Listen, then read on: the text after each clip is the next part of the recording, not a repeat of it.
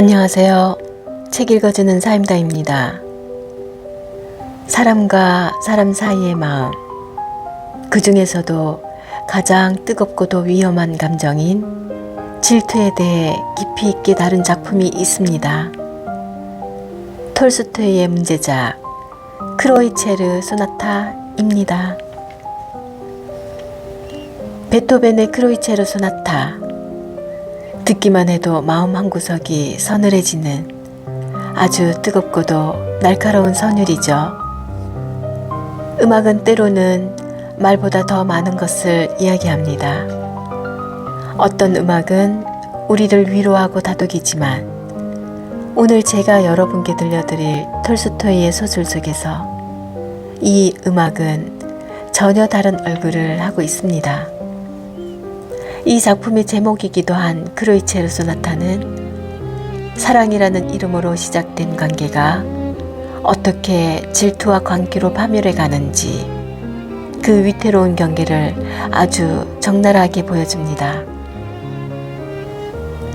우리는 누군가를 사랑할 때 그 사람 자체를 사랑하는 걸까요? 아니면 내 곁에 머무는 그 사람의 모습을 소유하고 싶은 걸까요? 사람들의 관계를 지켜보면서 문득 그런 생각이 들곤 했습니다. 가장 가까운 사이일수록 서로를 가장 아프게도 할 수 있다는 것을요. 톨스토이가 묻습니다. 당신이 사랑이라 부르는 그 마음 밑바닥에 혹시 나조차도 몰랐던 거대한 질투가 숨어 있지는 않나요? 이 위험하고도 매혹적인 이야기를 들려드리겠습니다. 인간의 가장 추한 밑바닥을 들여다보며 그 끝에 우리가 진정으로 배워야 할 사랑의 거리가 있을 거라 믿습니다. 자, 그럼 이제 기차의 덜컹거리는 소리를 들으며 한 남자의 고백 속으로 함께 들어가 보실까요?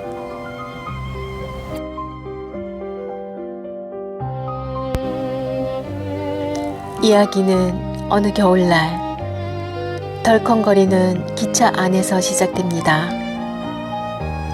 기차 안의 좁은 칸에 주인공 포즈드니 셰프가 기차 안에서 우연히 만난 여행자에게 자신의 결혼 생활을 털어놓기 시작합니다. 대화 속에 자연스레 결혼과 사랑이라는 주제가 던져지고 포즈드니 셰프는 예사롭지 않은 표정으로 입을 엽니다.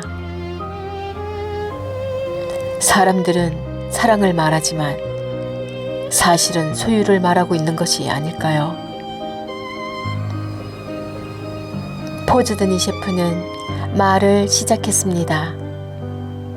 그의 눈빛은 깊은 해안에 잠겨 있었습니다. 그는 자신의 결혼 생활을 회상했습니다. 처음 만난 순간 그들은 서로를 완벽한 존재라 믿었습니다.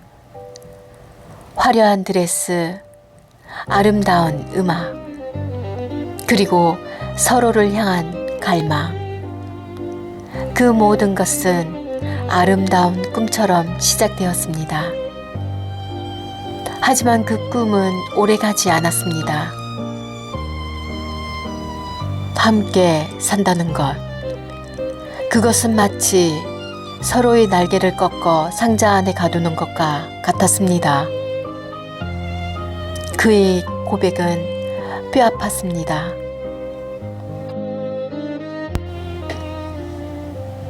그들은 서로를 사랑한다고 믿었지만 사실은 서로의 자유를 구속하고 자신의 욕망을 채우기 위한 수단으로 상대를 이용하고 있었습니다.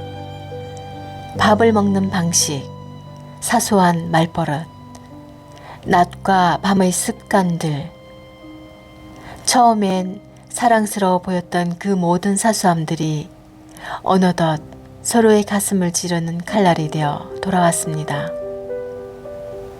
포즈드니 셰프는 말을 이었습니다. 우리는 서로를 몰랐습니다. 우리는 그저 각자의 욕망이 만들어낸 환상을 사랑했을 뿐입니다. 시간이 흐를수록 곤태라는 늪이 우리를 삼켰고 그 늪 속에서 우리는 서로를 향해 혐오를 쏟아내기 시작했습니다.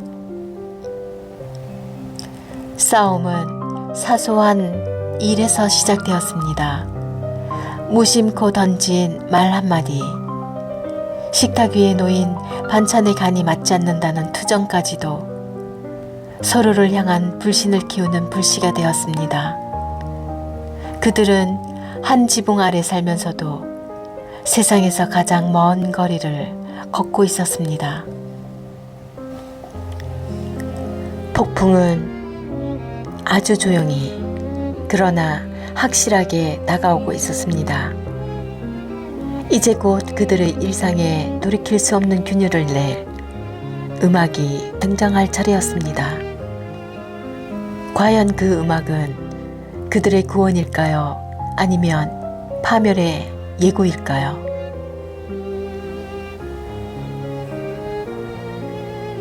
포즈드니 셰프의 집에 한 남자가 찾아옵니다. 아마추어 바이올리니스트인 트루하츠프스키였죠. 그 남자는 음악을 사랑하는 사람이었고 무엇보다 포즈드니 셰프의 아내와 함께 베토벤의 크로이체르 소나타를 연주하고 싶어 했습니다. 처음에 남편은 대수롭지 않게 여겼습니다. 아내의 유일한 낙이 음악이니까요. 하지만 그날 거실에서 연주가 시작되자마자 남편은 알 수 없는 섬뜩함을 느낍니다. 그 음악은 그저 소리가 아니었습니다. 그것은 내 마음속 가장 어두운 곳을 긁어내는 날카로운 톱날 같았습니다. 포즈드니 셰프의 고백입니다. 바이올린의 높은 선율이 거실을 가득 채울 때 아내와 그 남자는 서로의 눈을 맞추고 있었습니다. 남편은 멍하니 그들을 바라보았습니다. 아내의 얼굴은 남편과 있을 때는 전혀 다른 생기 있고 묘한 흥분으로 가득 차 있었습니다. 음악이 절정에 다다를 때 아내의 손은 바이올린의 현위를 격렬하게 오갔고 남편은 생각했습니다. 저들의 저 손길이, 저들의 저 시선이 지금 이 음악이라는 가면을 쓰고 나를 비웃고 있는 것은 아닐까? 질투는 이성보다 빠릅니다. 합리적인 근거가 없어도 마음속의 의심은 불길처럼 번져나갔습니다. 연주가 끝나고 두 사람이 웃으며 대화를 나누는 모습, 악보를 넘겨주며 살짝 스친 손길, 남편의 눈에는 그 모든 평범한 제스처가 마치 비밀스러운 연애의 증거처럼 보였습니다.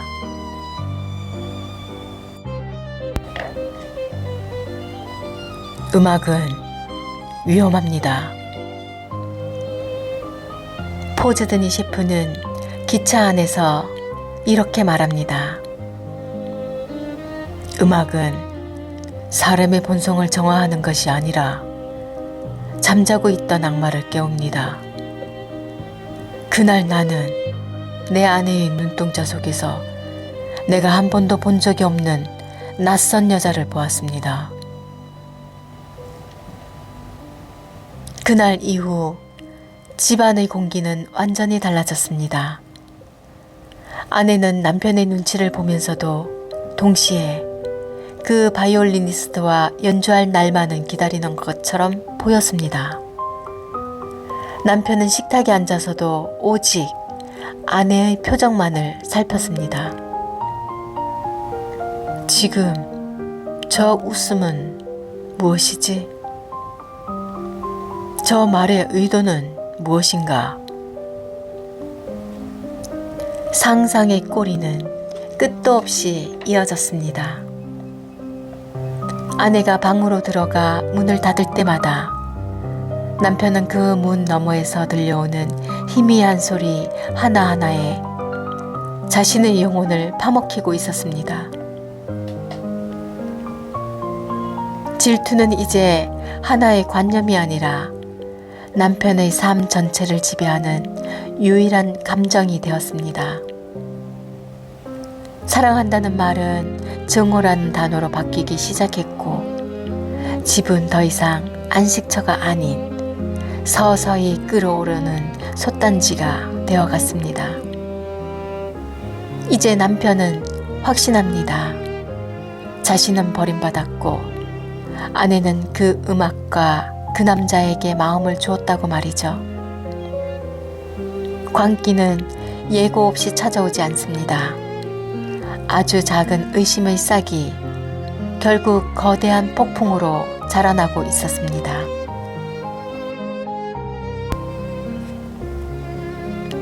포즈드니 셰프의 집은 이제 더 이상 집이 아니었습니다. 그것은 매 순간 서로를 감시하고 서로의 결점을 찾아내려는 살벌한 전장이었습니다. 그는 이제 아내의 말 한마디, 옷차림 하나, 외출 시간까지 모든 것을 증거로 수집하기 시작했습니다. 그녀가 웃는 이유가 나 때문이 아니라는 것을 알았을 때 내 안의 무언가가 툭 하고 끊어지는 소리가 들렸습니다. 남편은 이제 자신의 상상 속에서 아내와 그 바이올리니스트를 수없이 만나게 합니다. 남편이 집을 비우는 짧은 시간들, 아내가 창밖을 내다보는 짧은 순간들까지도 모두 배신과 연결짓습니다. 질투는 마치 굶주린 짐승처럼 남편의 이성적인 사고를 하나씩 갉아먹었습니다. 그러던 어느 날 남편은 예상보다 빨리 집으로 돌아옵니다. 현관문을 열자마자 그는 본능적으로 느꼈습니다. 공기가 다르다는 것을요. 아내의 방 안에서 들려오는 희미한 소리, 두런두런 나누는 대화, 그리고 웃음소리.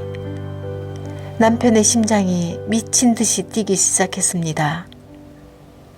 피가 머리 끝까지 솟구치고 손은 사시나무 떨듯이 떨렸습니다. 지금 저 문을 열면 나의 모든 세계가 무너지겠지. 그는 문 앞에 서서 스스로에게 물었습니다. 나는 지금 무엇을 보고 싶은 것인가? 진실인가? 아니면 내가 상상해온 그 지옥인가? 손잡이를 잡는 손에 핏기가 사라졌습니다.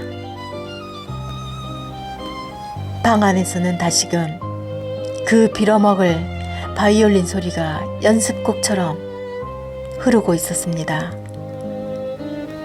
그는 그 소리가 세상에서 가장 잔인한 비명처럼 들렸습니다. 이미 이성은 안드로메다를 떠난 지 오래였습니다. 이제 남은 것은 오직 상처받은 짐승의 분노뿐이었죠. 그는 문을 발로 차고 들어갈 준비를 합니다.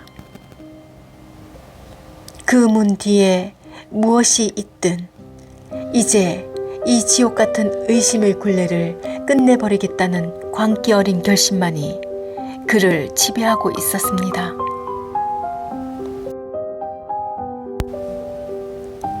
포즈드니 셰프가 문을 부수고 들어갔을 때 그곳에 있었던 것은 그가 상상했던 거창한 배신이나 연극 같은 복수가 아니었습니다.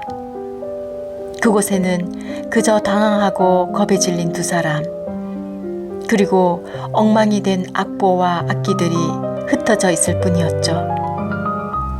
그는 결국 저지르고 말았습니다. 그토록 의심하고 저주했던 아내를 자기 손으로 죽이고 만 것입니다. 그가 사랑이라 믿었던 것은 실은 소유욕이라는 이름의 감옥이었습니다. 아내가 웃는 것, 아내가 연주하는 것, 아내가 누구와 대화하는 것까지도 자신의 허락을 받아야만 한다고 믿었던 그 비뚤어진 사랑. 그 사랑의 끝은 결국 상대의 생명조차 자신의 뜻대로 처분하려는 끔찍한 오만이었습니다. 나는 그녀를 죽인 것이 아니라 나의 환상을 죽인 것이었습니다. 그의 고백은 참으로 잔인합니다. 아내가 죽고 나서야 그는 비로소 아내가 누구였는지, 그녀가 얼마나 외로웠을지, 그녀의 영혼이 얼마나 갈급했는지를 뒤늦게 깨달았습니다. 너무 늦은 깨달음. 그것이 인간이 겪는 가장 큰 지옥일 것입니다.